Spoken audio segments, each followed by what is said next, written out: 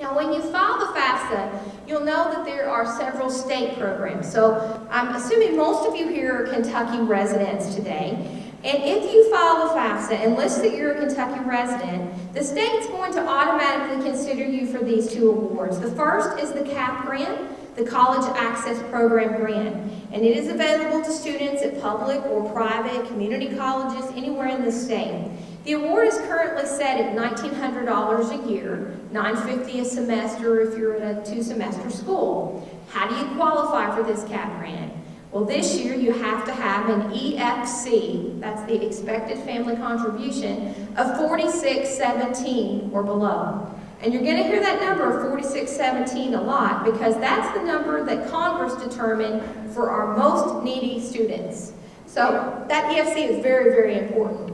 The Kentucky Tuition Grant is an award that you can only get at Kentucky's private schools, like your Centers, Thomas More, Berea, Bellarmine, Trancey, at private schools. And the goal of this grant is to keep students in state at private schools. And you do have to have financial need to qualify. So there is no magic number, it's just financial need.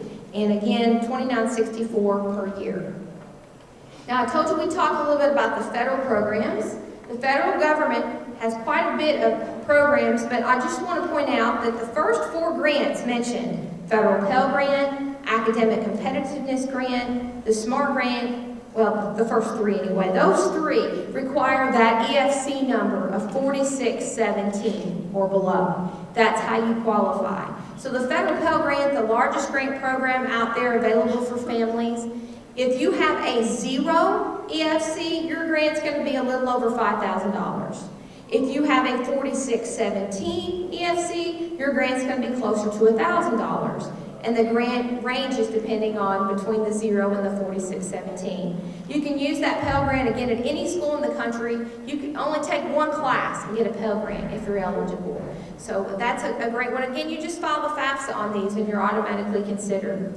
The Academic Competitiveness Grant is going to be around for one more year. So if you have a high school senior, your student could qualify next year.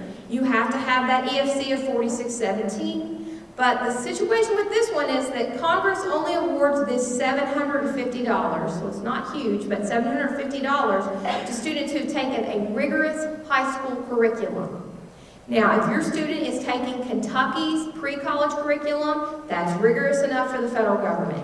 They deem that program rigorous. So most of you, if you're going to be eligible to get into college, more than likely may qualify for that ACG grant, and that's just a one-year grant, because then the grant goes away in 11-12. The SMART grant is for juniors and seniors in college.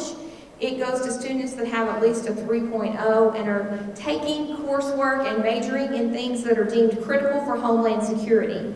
So that really won't apply if your student is going to be a new student in 10-11, and then the grant goes away as well in 11-12. Those two expire.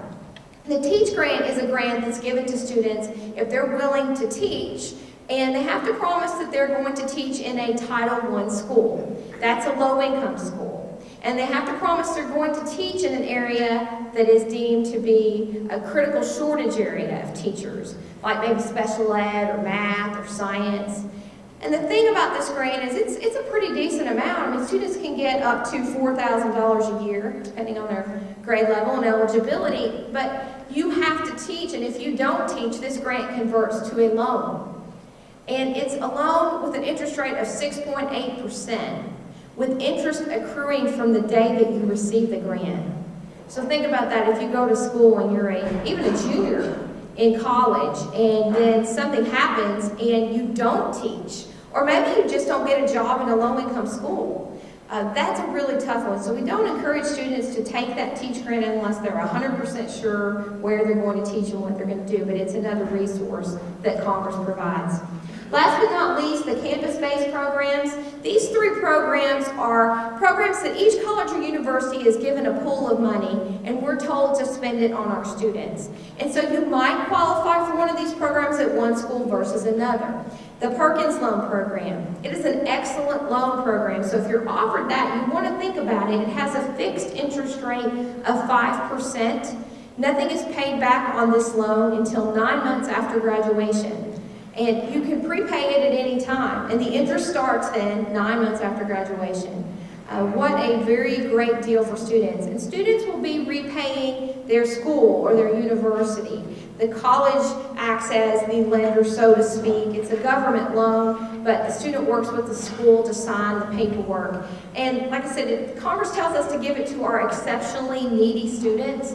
So what might be needy at JCTC might not be what's needy at U of L. So you kind of have to look at those schools, but it is a good loan.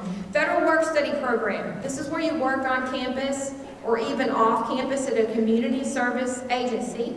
Students usually work anywhere from 10 to 15 hours a week. We are required to pay them minimum wage. The great thing about work study is that it's very flexible. So if a student has class from 8 to 10 and then maybe not another class until 1, they have a break there from 10 to 1. Maybe they want to put in 2 hours work study.